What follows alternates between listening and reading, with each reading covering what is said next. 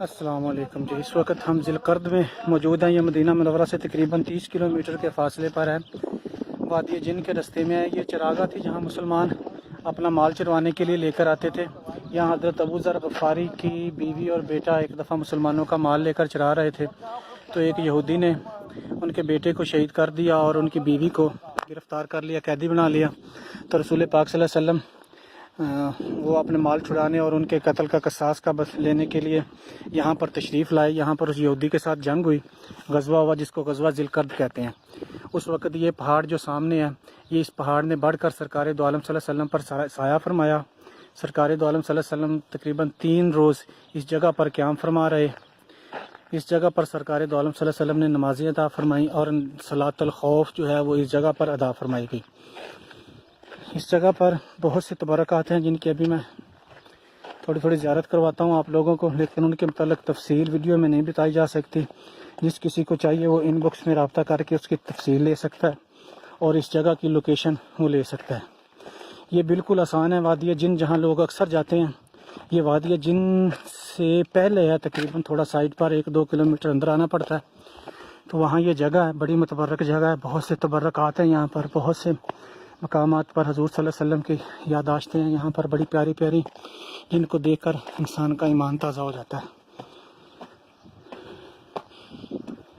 یہ وہ سارا پہاڑ ہے جو بڑھ گیا، جس کے نیچے سرکار دو عالم صلی اللہ علیہ وسلم اپنے جان ساروں کے ساتھ اس کے سائے میں قیام فرما رہے۔